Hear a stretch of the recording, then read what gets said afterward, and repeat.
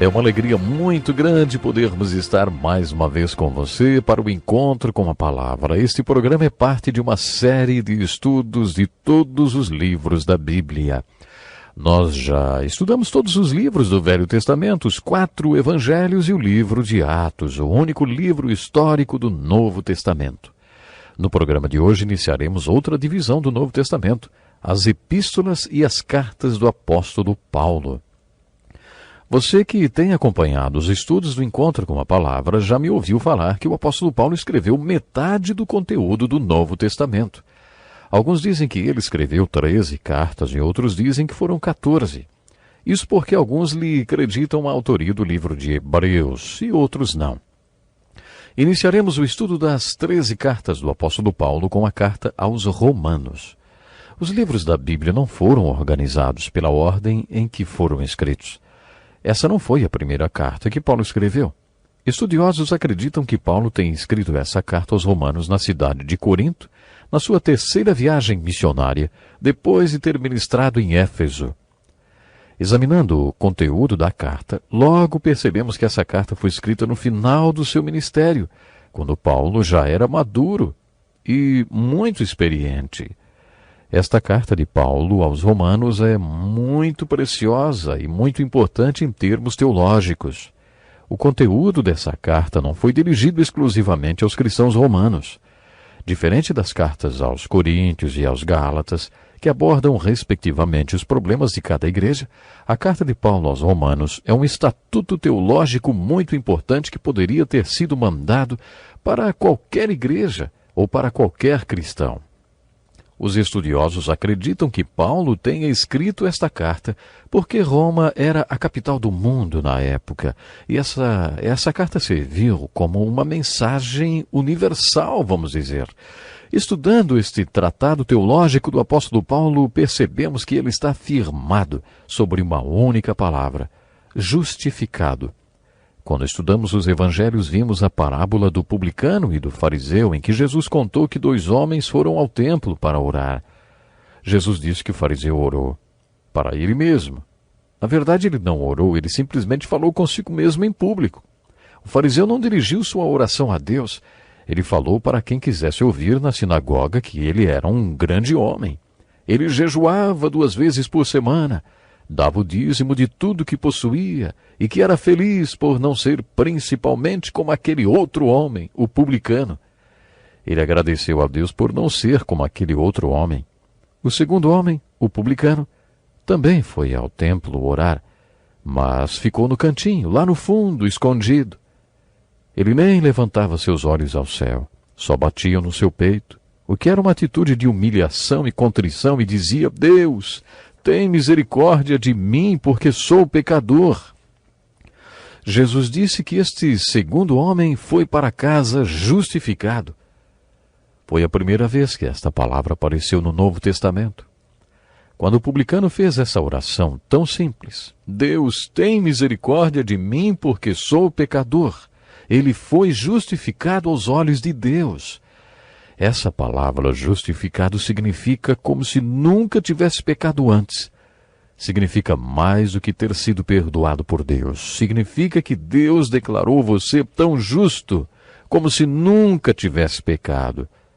Imagine que sua vida seja como uma fita cassete. Um dia, diante do julgamento de Cristo, Deus põe a fita da sua vida para tocar.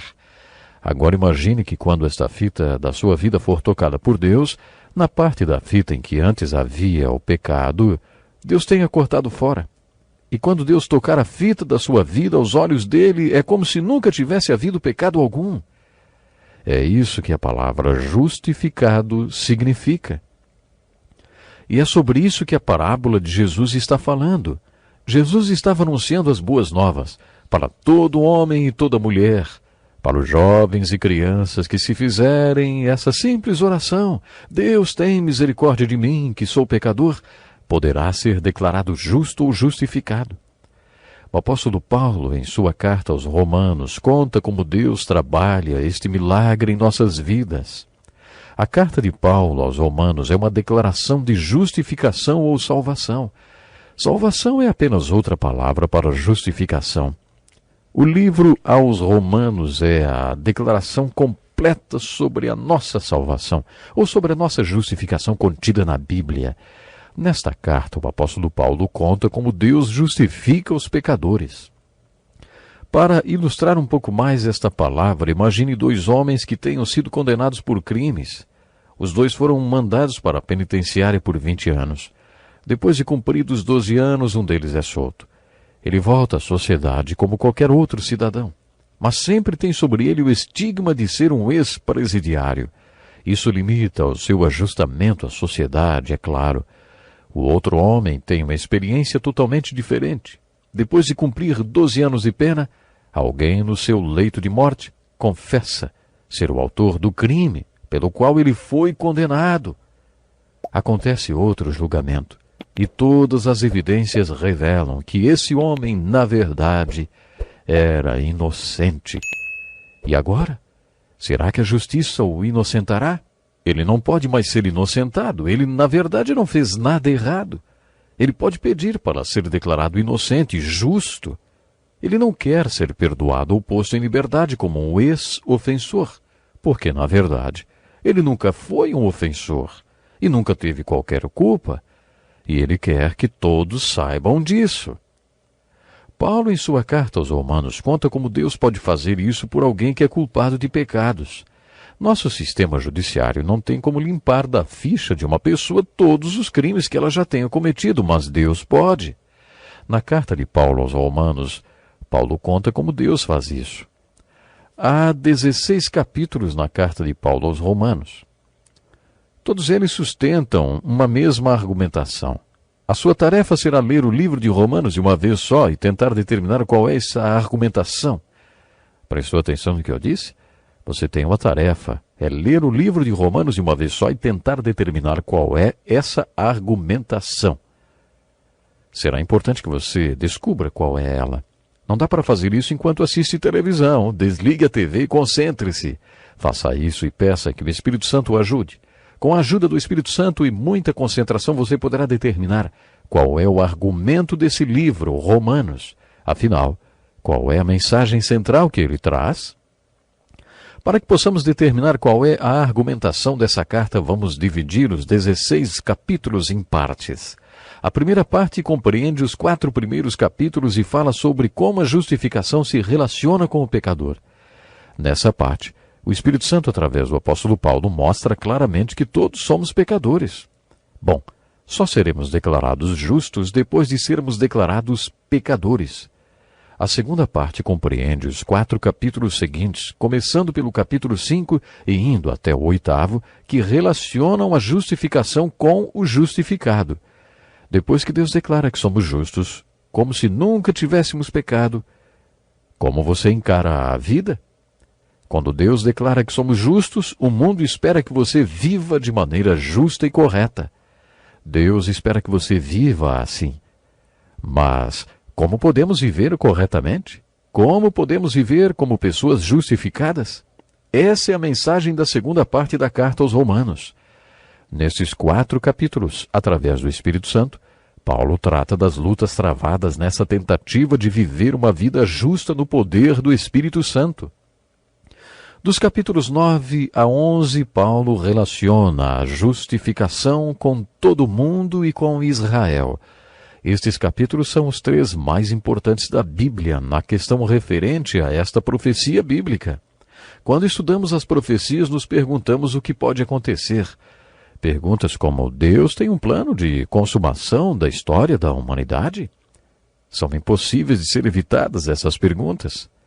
Deus tem um plano de consumação da história? Esses 3 capítulos tratam desta questão. Já estudamos os profetas e vimos que Deus realmente tem um plano. Há vários séculos os profetas têm nos falado sobre ele. Os apóstolos também falam sobre os planos de Deus para a consumação da história da humanidade nas epístolas do Novo Testamento. 3 dos mais importantes capítulos sobre este assunto são o 9, o 10 e o 11 da carta aos Romanos. Neles, Paulo fala que Israel é a chave para o que vai acontecer no mundo. Se você quiser saber o que vai acontecer no mundo, de acordo com as profecias bíblicas, mantenha seus olhos em Israel. Nestes 3 capítulos, Paulo fala que Israel é um exemplo de eleição, de que Deus escolhe pessoas para serem salvas. Se você acha que não é assim, porque isso não seria justo, responda-me o que você faz com o Velho Testamento. É basicamente sobre disso que o Velho Testamento fala. O Velho Testamento nos conta que havia muitas nações na história antiga, mas Deus escolheu apenas uma. Deus escolheu o povo de Israel para ser o seu povo, o povo escolhido, e para a salvação. Eles são uma ilustração nas Escrituras da doutrina de eleição, do fato de que Deus escolhe quem vai ser salvo. Mas acontece que nestes mesmos 3 capítulos, Romanos 9, 10 e 11, Paulo mostra que Israel retrata nas Escrituras a questão do livre-arbítrio, da livre escolha. Isso também é verdade porque Israel escolheu não ser escolhido. Israel rejeitou Jesus Cristo e rejeitou a salvação. Paulo também fala sobre isto nestes 3 capítulos. Ele conta que para castigar e punir os judeus por terem rejeitado o Messias, desde então Deus voltou-se para o mundo não judeu. Paulo conta que Deus salvou um número suficiente de gentios para castigar Israel pela rejeição do Messias. Em Romanos 11, 26, lemos que Deus vai se voltar outra vez para os judeus e que todo Israel será salvo. Todo Israel será novamente salvo. Que profecia tremenda, hein? Isso significa que se você ficar atento a Israel, observará 2 retornos. Um retorno geográfico de Israel para a sua terra, o que nós presenciamos agora nos nossos tempos. As profecias do Velho Testamento referentes a este retorno foram cumpridas na nossa geração, na Terra Santa. Mas os profetas que fizeram essas profecias sobre o retorno geográfico de Israel também profetizaram o retorno de Israel para Deus. Nos capítulos 9, 10 e 11 da carta aos Romanos, Paulo profetiza o retorno espiritual de Israel para o seu Deus. O retorno para a sua terra já aconteceu. Bom, nós temos que encerrar o programa de hoje, mas quero desafiá-lo a ser um estudante das profecias bíblicas. Isso é importante. Até o próximo programa.